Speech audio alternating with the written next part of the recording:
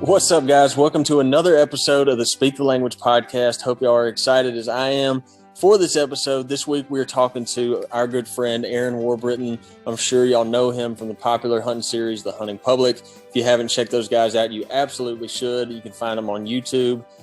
So before we get into this episode, a couple things. First and foremost, this podcast is brought to you by OnX Hunt. That is something that we will not go into the woods without. Doesn't matter if we're deer hunting, if we're elk hunting, turkey hunting, duck hunting, upland hunting, it does not matter. OnX is something that we use every single day. I could not speak more highly of it. So check it out today, the OnX Hunt app. Use the promo code Primos20 and save 20% off your OnX Hunt membership.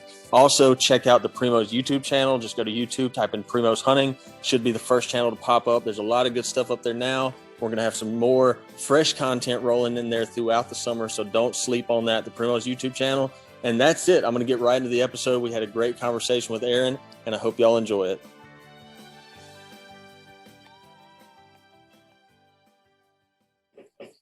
Man, you looking all fancy, like sticking out of your ear. Am I? Oh yeah.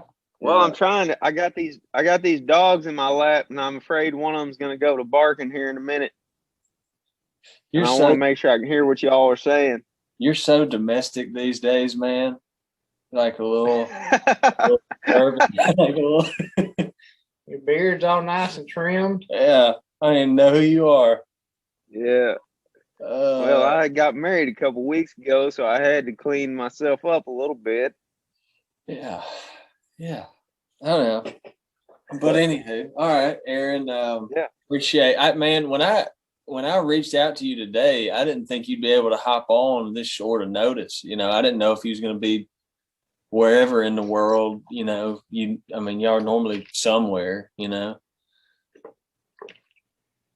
Well, Lake, I'm back at the ranch editing right now. You know me, I'm either on the road or living in a tent, or I'm at home in my sweatpants editing videos. So you caught me at that current time in my life. Well, we appreciate it. And I'll never miss an opportunity to talk to you, Lake. You know, much appreciated. I think you've been on the podcast a couple times now, but I don't think you've been on like with Jordan on as well. But me and Jordan, we talked, I don't know, what's that been, a week or two ago now? Yeah, a couple weeks back. Yeah. Before we dive like straight into, I guess, the main reason of what we're talking about, I guess just because goodness, a lot of the folks that listen to this podcast have probably kept up with y'all and probably know, but you know how it is. I mean, with us, traveling and going around, I've watched an episode here or there, but I'd be lying if I said I had kept up with all of it. So turkey season treats y'all pretty good for the most part? Yeah, it's been great. I wouldn't say it was a bumper year as far as turkey numbers go and hearing gobbling goes, but we still managed to scratch some birds out and have a good time in the woods. Yeah. We just got back from a western swing to Montana and Wyoming, and that was real fun. We got into a pile of them out there. Yeah. So that was good to see. That's good stuff. So anyhow, man, the reason like all this started of wanting to have you come back on here, and I know we're kind of towards the tail end of turkey season. I don't really know if we typically do turkey central episodes this late in the year, but I wanted to definitely make room for this one, just because Jordan clued me in kind of a little bit on y'all's conversation that y'all had a week ago.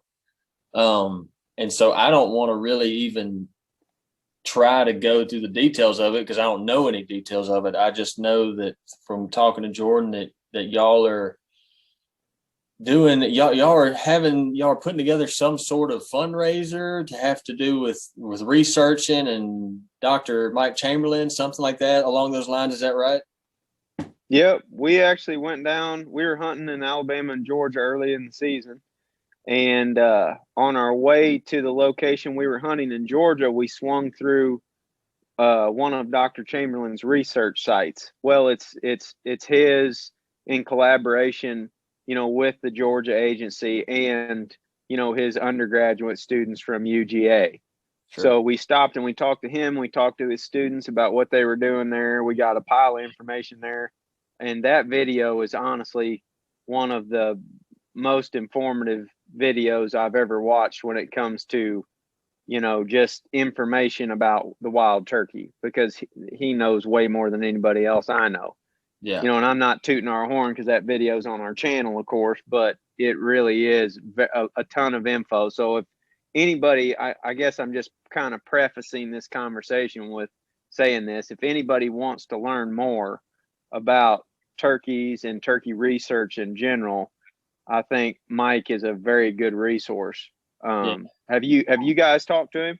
Man, he was on our podcast for the first time. Wasn't last spring the first time we had him on? Yeah, early last spring, right when all the Corona stuff was happening. Yeah. That's what I thought. Yeah. Yeah. He was. He caught my attention last spring because he put out, I believe it was one of his Turkey Tuesday posts. Yeah. And it was before I really followed him heavily. I don't even think I followed him at the time. I think it was a shared post that just caught my eye. And it was talking about, I'm sure I'll butcher it if I try, but it was kind of hypothesizing what, the effects of the pandemic, and everyone thought there was excess hunters than normal. And so that was the first episode we ever did with Chamberlain. It was called Corona Gobblers. And he was just kind of going into deeper detail what he meant by all that. And then we covered some more subjects. And that was, if it wasn't the top episode that we had last spring, it was right up there. And it was, I'm sure the first time I talked to that guy, me and Jordan both were like, holy crap, he blew our minds, man. Like he just knows so much about wild turkeys. Between him and Brett, those guys are at the forefront of turkey research. Yeah, I think anyway, in today's day and age. And there's been a ton of, prominent researchers that came even before them, that have done a pile of work on the wild turkey. I haven't ever been super familiar with a lot of that stuff until I started talking with Mike. Yeah. I think he's a very, very good communicator when it comes to that sort of thing. And we filmed like a 2-hour video on that research project that was on Cedar Creek WMA in Georgia. Yep.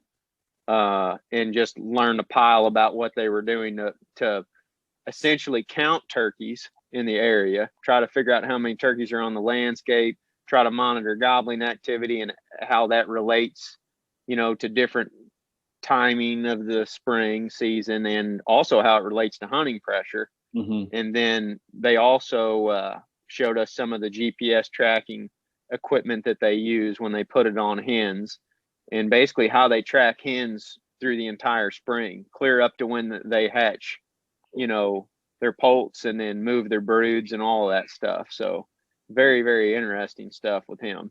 Yeah, I watched that video, and I'm pretty sure I shared it on my page because I was like, everyone needs to watch this video, because you find it's like there's so many folks out there, and this, we all do. There's not a whole lot, I feel like, of fair weather turkey hunters. Most folks that turkey hunt, they're into it, and so, and there's just so much information out there that's just incredibly, one, it's interesting, and two, I feel like it gives us a better understanding of how those turkeys, all what they have to go through to make a living. And it just kind of gives us more reason, this is why we have to work so hard to try to conserve what we've got. That kind of mindset. Yeah. And I guess from a high level view, and you guys can help walk me through this and how to explain this, but what we decided to do after meeting with Mike was donate to some sort of turkey research, specifically in the Southeast. And, we're pretty small, all things considered. Like, we can't just go and say, okay, let's just do a broad brush donation and just donate to research all over the country. Because I guess I should back up. We could do that, but then we would end up just donating like a few $100s here, a few $100s here. We wouldn't be able to make any significant impact on one individual spot in the short term. So we decided to just go with funding one set of projects. That way we can get that project off the ground. Then we can go in there next spring and we can film their progress. So what Mike told me was he needed about $35,000 to get these 3 research sites up and running in Alabama. And as you guys know, Alabama is one of these core states that is suffering major decline issues. Yep. You know, and it's not like, I mean, Mississippi's in there too. So is Georgia, South Carolina. I mean, Louisiana and Arkansas have been in bad shape for some time now, but those other 3, you know, those are coming up on that same type of path. You know, they're headed the same direction that Arkansas was 10 years ago. Yeah. So anyway, we were looking at the states that had research going already, which Georgia is one of those. And Alabama is trying to get more research done. So I got to talking with Mike about those song meters that he uses to measure gobbling activity. Mm-hmm. They have just recently, long story short, UGA has worked and collaborated with some others to create an efficient process for monitoring gobbling. That means that 1 or 2 students can put out these song meters and they can monitor gobbling activity day to day throughout the spring on one of these areas. And it's pretty cost effective. So what Mike wanted to do was get enough song meters to place on 3 different areas in Alabama, 1 in southern Alabama, 1 in central Alabama, 1 in northern Alabama. That way we can monitor gobbling activity on those areas. And that was just kind of the tip of the spear, if you will. Sure. I mean, that's to get these areas up and going. And then beyond that, he wants to focus on placing these things on public lands and private lands, or even non-hunted sites in the area, to see how gobbling activity, you know, differs on those particular areas. And then, like I said, and what they were doing in that Georgia study was they were even catching and banding birds. And they were actually using little multicolored leg bands so that when they got trail camera pictures of those turkeys, they knew which individual bird that was. I thought that was pretty cool because, I mean, most folks have heard of banding turkeys, you know, and moving them or whatever, but they just started with this color-coded process. So every individual bird gets a different color-coded leg band. And that was one of the added things they were doing in Georgia, not to mention the GPS tracking with hens to monitor reproduction and all those things. So ideally, we would get all of that stuff going, you know, on these research sites at some point. But to get Mike and his crew up and running, that was the amount of money that they needed. And he felt like if we could get that raised by midsummer, that they could get that project up and going by next spring. You know, and then we can really show people where their dollars are going, and we can show people that we're actively trying to get research moving on these areas. But I guess before we get into any more of the research topic, I think it's important to discuss on how we get to that point. Sure. Like turkey, we have a problem. Most people know it. Most people acknowledge we've got a population issue. There's massive declines in turkey populations, you know, almost across the board, but especially in eastern wild turkeys. Those declines are extremely prevalent in the southeast. And then as you go north, they're also there. Like, for example, I'll just use Missouri. They just had their lowest single season harvest in the last 2 decades, maybe more. I heard that. Yeah. Now, I'm sure that wasn't a lack of hunters being in the woods. It's probably more hunters than it has been in a while. Well, that was my opinion as well. But I don't know what the department's official position is on that. Right. I don't know. All I know is that the number of birds harvested in Missouri is way lower than it has been in the past, and it's noticeably dropped off for several years. There is a decline in the state. But when you go down to Alabama, Georgia, Mississippi, South Carolina, North Florida, I mean, those areas, it's noticeable. Like, it is a noticeable amount, especially on heavily public land or heavily hunted public lands. It's noticeable that there are fewer birds on the landscape. And without opening a whole giant can of worms here, because as you guys know, everybody and their dog has got different opinions on how and why this is happening. But long story short, the best way I can figure anyway to start down the path of correcting some of these issues is to make research a prominent tool in all of these states. Yeah. And that's why we ended up starting this fundraiser. Basically, it was like, well, it would be great if we could understand more information about gobbling activity on heavily hunted areas in Alabama, not to mention gobbling activity in Alabama throughout the course of the spring, especially with how efficiently they're able to collect this data now. That's useful information for hunters and, the state when it comes to managing turkeys. Mm-hmm. So that's why we started this whole deal. Yeah, and it's in my opinion, that's very, very achievable goal. You take just the people that's listening to this podcast right now, they give $10, $50, $100. I mean, that adds up in a hurry, and you're actually making a difference in moving forward in a positive way for something we all love so much. Right. My deal is the reason why I like this idea so much is, like you said, everyone knows, and I'm looping myself and probably everyone in us, that turkey hunters, because most of us are so passionate about the bird, the hunt, all of it, we can tend to be very opinionated. So you start talking about decline in turkey numbers, like you said, everyone does tend to have an opinion. The reason why it ends up being why I like this so much is from everything I've seen out of Chamberlain, everything that from our conversations with him, nothing has been biased. It's all based strictly off of research.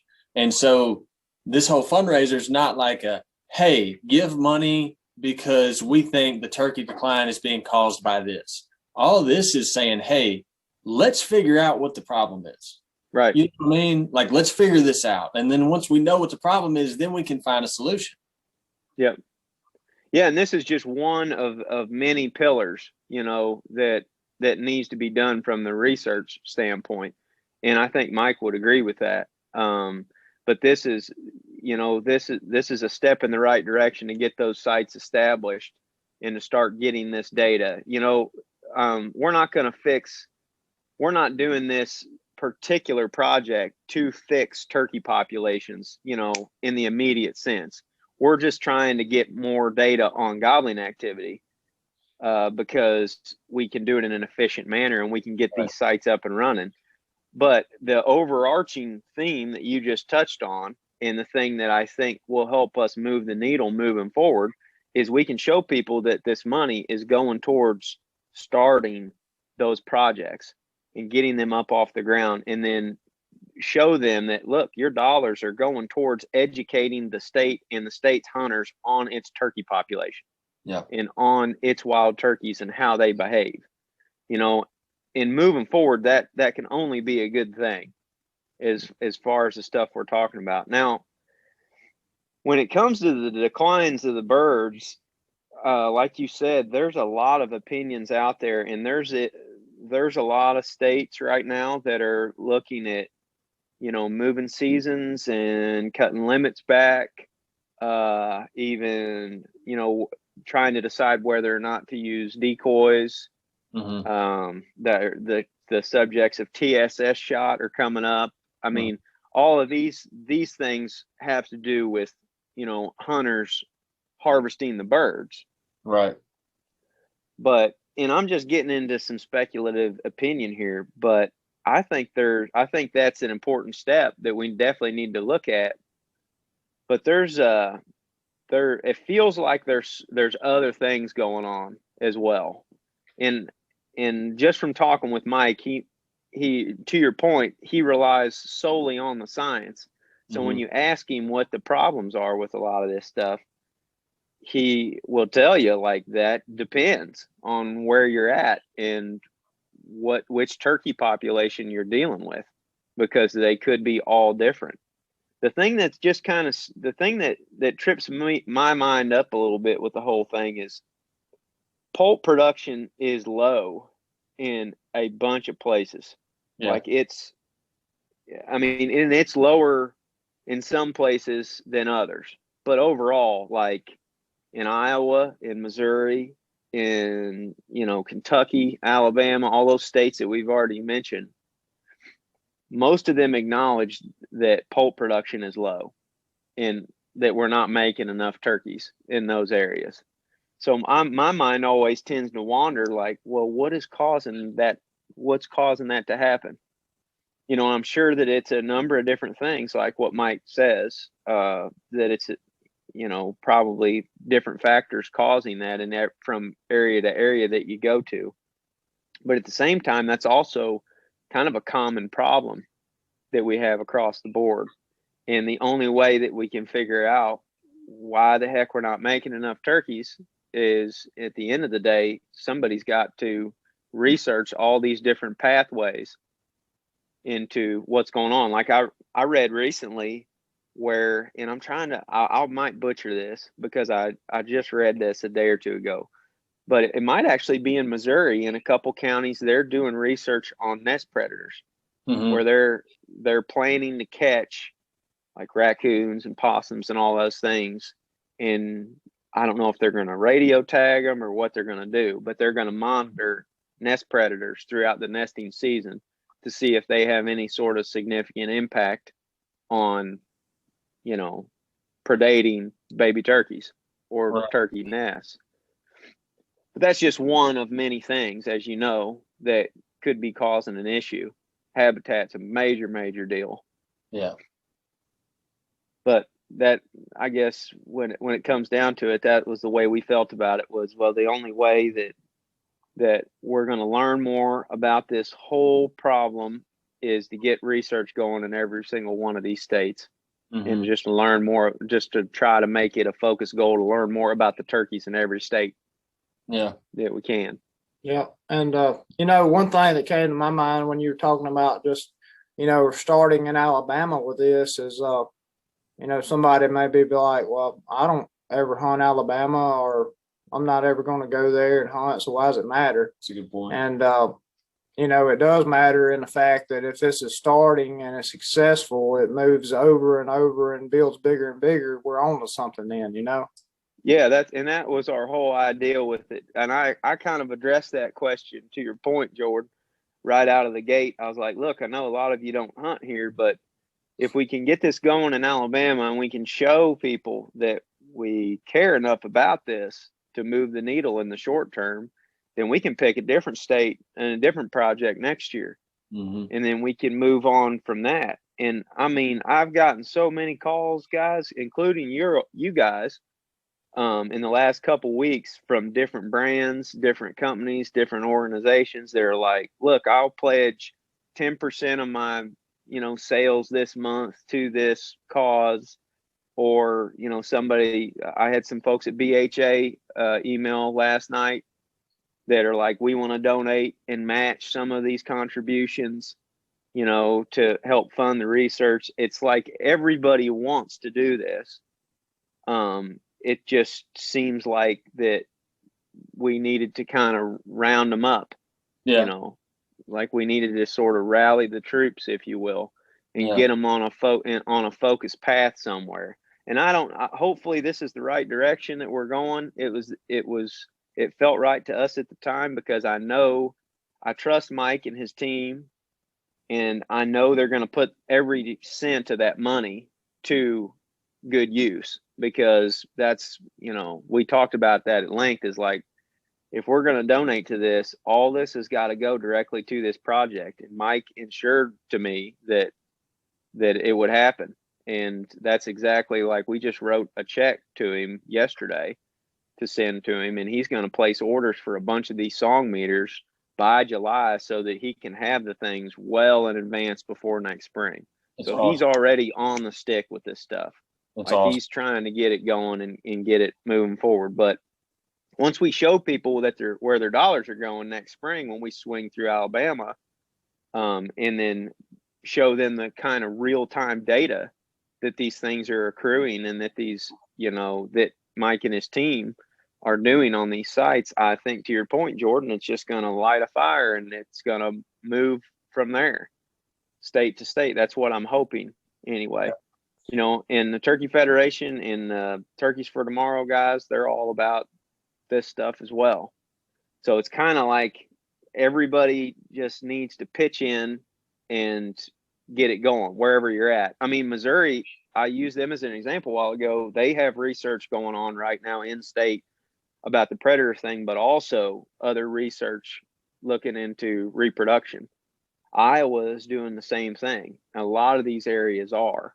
Some of these states, but as you guys know, every state is different. Every state gets funded differently. Some states have more funding than others, and some states need help to get this stuff moving. And those will probably be our high priority areas in the next 2 to 4 years. Mm-hmm. I'm all about it, man. If we've got turkeys to hunt, 10 years from now, and this helps do it, I mean, I'm all about it. Yeah. So. Yeah. What excites me is like like what you were talking about earlier is kind of just the overall attitude you've gotten towards this, because I feel like it's been, I mean, I guess it's been kind of a process just as everything is, but I feel like as a whole, people are coming more to the concept of if you're gonna claim to love turkey hunting, then you've got to be able to want to give something back to it, to keep it around, to do these sort of things, to take these kind of steps. What can these, our listeners or whatever, anyone that listens to this podcast, what can they do to help this anymore as of now? Well, that's a good question, because I just met the research donation threshold for Mike. Mm-hmm. We met it way faster than I thought. I had no idea of what we could raise. It was $35K up front, and I told the viewers, which we've already matched it. I told all of our viewers at the beginning that we would donate $5,000 right out of the gate. So THB donated $5,000. We had to raise 30, Mm-hmm. and we raised like almost 33 in a week and a half, 2 weeks. It's awesome. But like I said, that wasn't necessarily because of us. That was because so many brands got involved in this thing, and so many people were so passionate about the issues at hand that they shared it out and sort of rallied the troops. And just like that, I had no clue that we would raise that amount of money in that short of time. Incredible.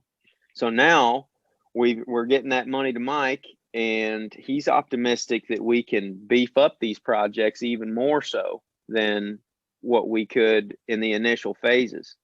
So I would encourage your listeners to keep an eye out for these things as we move forward, because we're going to launch more fundraisers in the near future for other projects. That's the only thing though, Lake. I'm just kind of getting into this. As you know, like I'm just learning about all of these things in the last couple of years, and I've never done a fundraiser like this of any kind.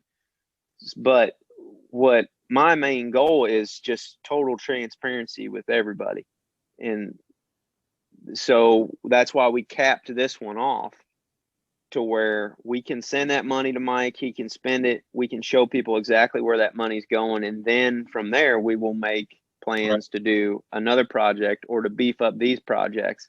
And then we'll open that fundraiser back up. Because I know there's lots of, I've gotten several calls and emails today of people that are wanting to donate right now. Yeah. And I'm looking at ways that we can make that happen. We just have to get in touch with Mike and take it one step at a time at this point. Yeah. He's only one man in his small team. You got to learn to walk before you can run. Yeah, that's right. And that's where we're at right now. Hey, but that's a good problem to have. You know what I mean? That's a good problem. Well, rest assured, and like I said, obviously we're not the only ones supporting you, but I, myself, Jordan, Primos, like you have, you start having more of these fundraisers like this to go towards that. Like Primos and us, we're behind it. Like we'll help promote it and do whatever we can do. Thanks, dudes. I really appreciate it. That's what I like about these type of deals, because it really is sort of a coming together of everybody, all the turkey hunters, because you ain't going to run into very many of them that that don't support this type of thing. If you love turkeys and love turkey hunting, then this is right up your alley, because it's moving the needle forward as far as I'm concerned. Yeah. So and hopefully we can figure a lot of these issues out over time, and we can put them to bed slowly. That's the hope. I just, in the current state of things, research is the best route to go. I mean, research is how we ended up getting the birds relocated to a lot of these areas anyway. Yeah, 100%.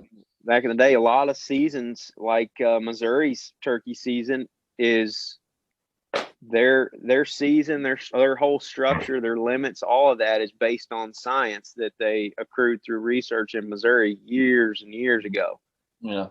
When I was at Mississippi State, that's one of the things they taught me as a wildlife student, was a lot of the restocking efforts that happened way back in the day. Areas in Mississippi that have, populations of turkeys now from research and that sort of thing. So it works. Yeah. Absolutely. That's ever evolving forward. Yeah. It is. So that's what we're trying to do. But I'm curious what you guys have seen this spring on the road. Like, have you all ran into, in our experience, it's been pockets of birds. Like I would, we went to Kentucky, for example. In the first couple areas we hunted that were heavily pressured, bird numbers seemed low. They seemed like they were low, and everybody that we talked to in those areas said, turkeys ain't what they used to be around here. They are without a doubt far fewer than they used to be. But then towards the end of that trip, we found a couple pockets of turkeys where there was birds everywhere. Yeah. You know what I mean? Like a square mile or something like that. Sure. Like I found one pocket in the mountains in Kentucky where there was 7 or 8 gobblers in one spot. And they not bunched up into one group, but just kind of scattered down through this drainage, as you would expect them to be. Right. There seemed to be plenty of hens and jakes running around that area as well, in a moderate amount of hunting pressure. But you went down the road 20 miles and it was a different story. The birds were not there, and they should have been. So I guess I'm just curious as to what you all have seen traveling around. We made a Northwest trip last week to, Montana, Idaho, and Washington. And Idaho is the same way. We hunted a place for 2 days that historically was really good, and we moved 20 miles, 15 miles, and ended up finding a pocket of turkeys that hadn't been tampered with, I guess you could say. And same way in Washington. The hunting pressure was very, very surprising to me to see, which is good for our industry. And, seeing all these hunters out, because the majority of them are local guys, and that's not what you expect to see in the Northwest. You expect to see this time of year, especially after a season's been open for 3 or 4 weeks, you expect to see a bunch of traveling turkey hunters, like we do in the end of the season.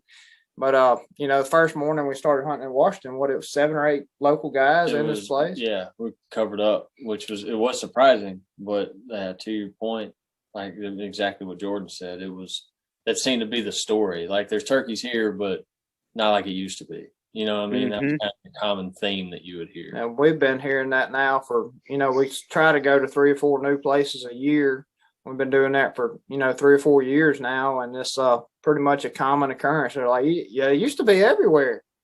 When we went to Maine, that was the story.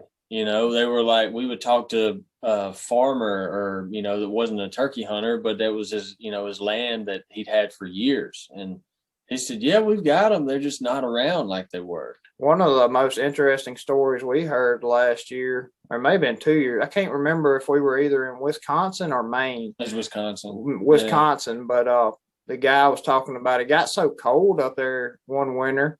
He walked to a roost tree and there was like 30 turkeys dead on the ground from freezing. Like, unbelievable. Yeah.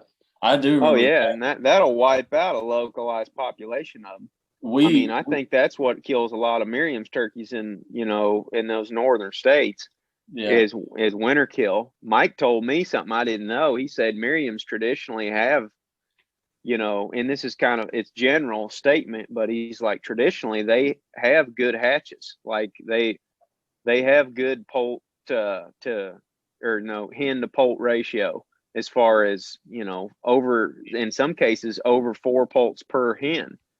But winter kill is what gets Merriam's, and for obvious reasons. In some of the places they live, they deal with some extreme temps, just like you're talking about in Wisconsin.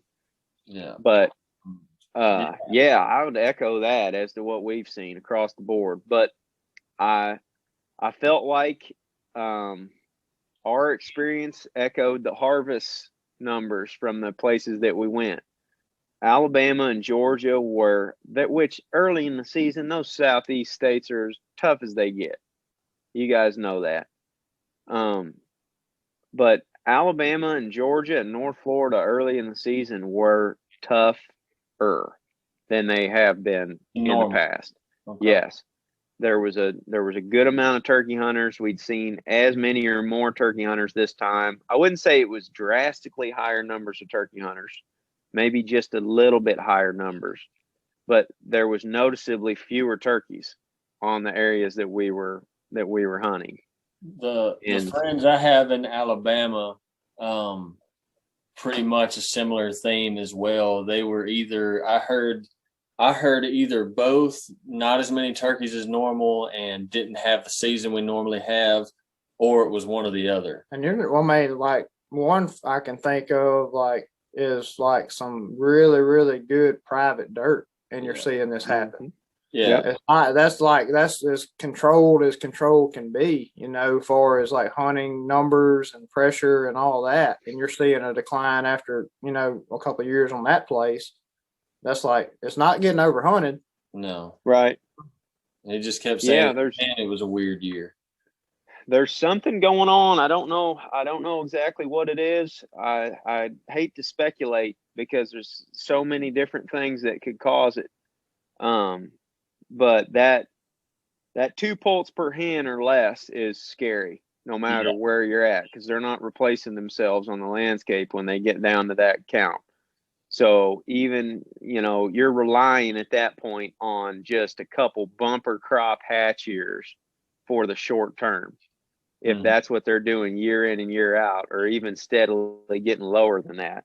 I mean, I've hunted in Arkansas, and I can tell you right now, it is a barren turkey paradise is what it looks like, because there should be turkeys everywhere.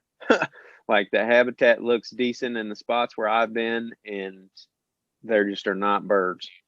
They're there, but few and far between, I should say. Yeah. And in spots where I've talked to other folks, that hunted them 20, 25 years ago, and they would say, I heard 15 gobblers from this point 25 years ago. Yeah. And I told them, like, I heard 1 from this spot this year on opening day. And by the end of the first week, there was none, because somebody had either killed or spooked him off of that property. Yeah. So, I mean, if you really want to see how bad this can get, that's a place where you can go and see it. Because it's, and I've seen it happen down there, and I'm not an experienced Arkansas turkey hunter by any means. I got buddies that live there that tell me these things all the time. But I hunted an area in Arkansas in 2015, I believe.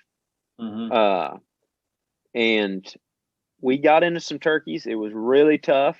There was not many birds, but we found a couple little pockets like what we're discussing, where we moved around enough and we found a little pocket where there was a couple of longbeards and a group of jakes and some hens. Well, I went back and I revisited all those pockets in, what was that? Was that last spring? It was either spring of 2019 or spring of 2020. I went back into those areas and I did not find a track. Mm-hmm.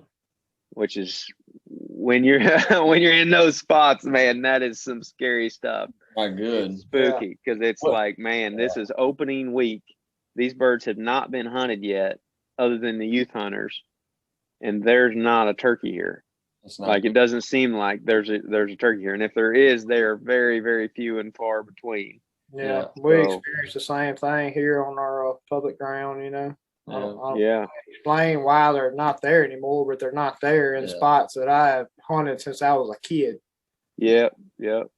And another thing to consider too, playing devil's advocate, I guess, a little bit here, but another thing to consider is through all the restocking efforts that happened, you know, we had tremendous increases in populations in a lot of these places for a long time. Yeah. And like most of these areas that we're talking about, if you go back to the mid 2000s, you know, even around 2010 or so, there was a lot of turkeys in them. And you'll hear that from a lot of people. It's like, yeah, 15 years ago, yes, there was a lot of turkeys in this particular area. And now there is not. So I guess where I'm going with that is I've heard that if you push a population to a surplus to where they max out the habitat's capacity, that they will naturally start to fall off somewhat. Yeah. And I guess I could see some of that going on, but in these areas that we've been, like in Alabama, we were on some good public ground with tons of what seemed to be decent habitat on the neighboring private ground and some on the public ground. And there was just not the birds there that should have been. Yeah. Well, that would be my thought. Like you hear about, especially in the Southeast, Mississippi, Alabama as well, you hear about a habitat's carrying capacity, but you hardly ever hear it applied to turkeys, because you hear it with deer, because we'll have like, man, this place has too many deer on it. But you hardly ever do you hear like, man, this thing is at max capacity for turkeys. You don't you just hear that a lot. No, you certainly don't anymore. I know. Sure. I don't even know how do you determine if there's, how do you even go about determining if a place is carrying the amount of turkeys it can possibly carry? And you can see it with deer with browse lines and, sure. See all the sign they leave, but turkeys, I don't know. That's a good question. Mike would probably be the one to ask that, because he knows way the heck more than I do. I know one thing. I mean, because turkey populations, I feel like that's been in question ever since I can remember getting into turkey hunting. And I'm going back again to what I was talking about when I was at school at Mississippi State. But there was a story one of my ecology professors told that just always stuck with me. And I'm going to butcher it because I can't remember it as well. But she was citing a journal from one of the this old researcher from like way back when, and he wrote in his journal, they were along the Tenn-Tom waterway in Mississippi, and they were staying in some cabin, and in his journal he wrote that it was tough to sleep at night because there were so many turkeys and they were so vocal, like they gobbled so much and there were so many of them, he had a hard time going to sleep at night. Really? Yeah. Well, I'm not surprised. I've heard stories like that in some areas. I mean, I've heard folks, we live in Iowa, and some of the public hunting that we have is really, really good. It's some of the better, public and private in southern Iowa is some of the better eastern turkey hunting that I've ever experienced. And I talk to locals around there, and they're like, oh, this is nothing. Mm-hmm. They're like, you should have seen this stuff, 15, 20 years ago. Like you would hear 15 to 20 different gobblers on one ridge. Yeah. And I end up there in May every year just tickled to death, because I'm like, man, there's 5 gobblers on this place, and we're going to be in business today. And we're, but according to a lot of the locals there, it's not, the population isn't what it once was. Yeah. But that problem,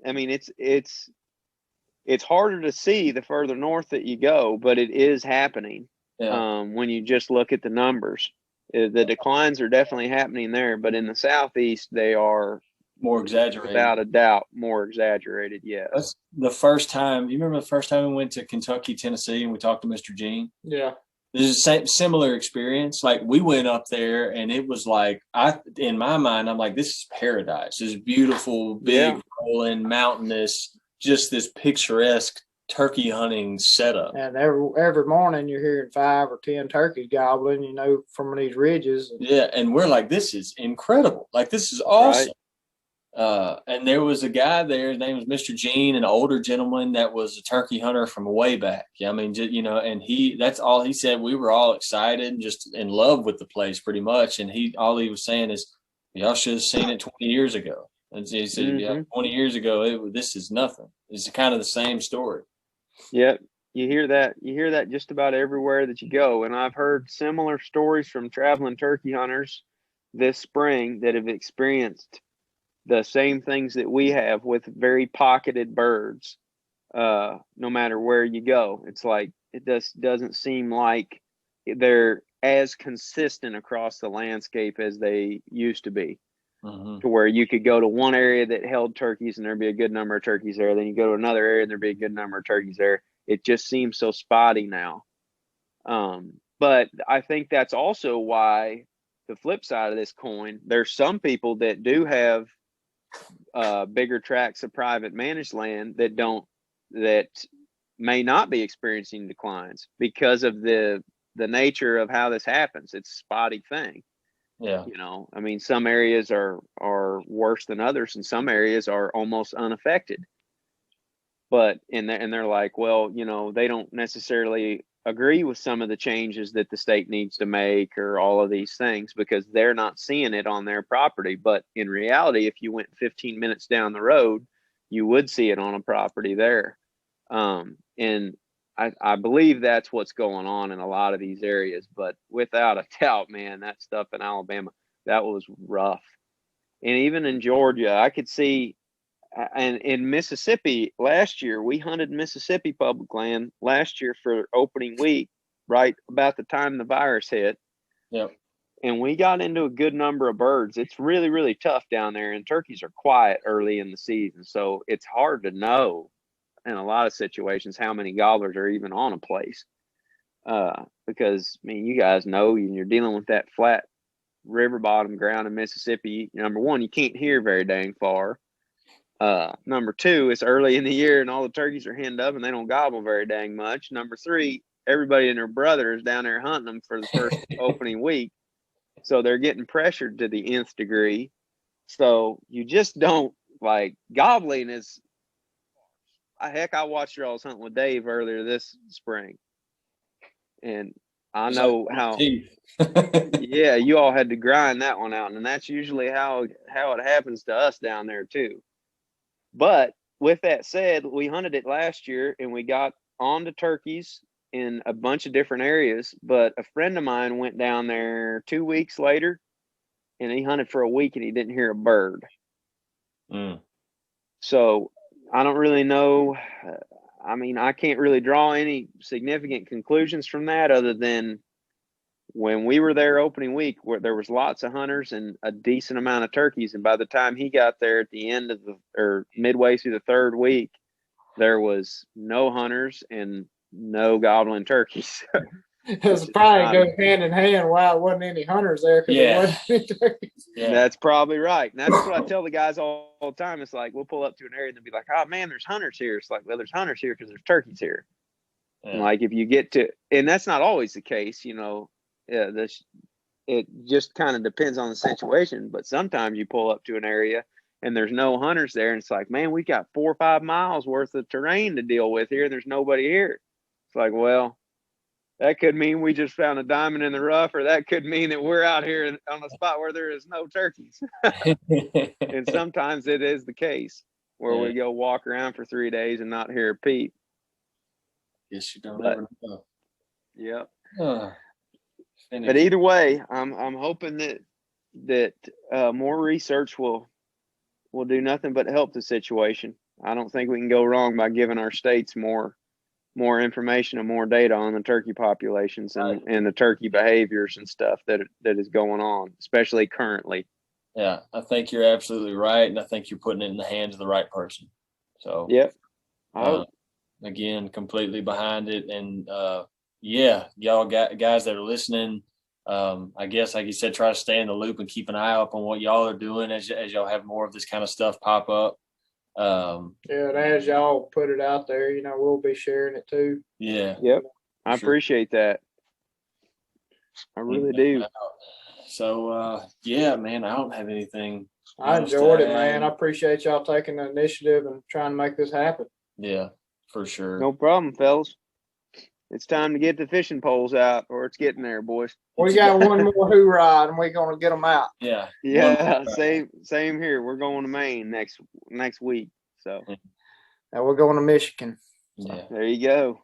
Better enjoy it. They go by way too fast. That is a fact. Guys, thank y'all for listening to this episode. Hope y'all enjoyed the conversation. Please keep an eye. I mean, watch the Hunt Public anyway. The stuff they do is great, but for what we're talking about today, keep an eye on that stuff. Check out the Onyx Hunt app. And we'll catch y'all back next week. Thank you for listening to Speak the Language podcast.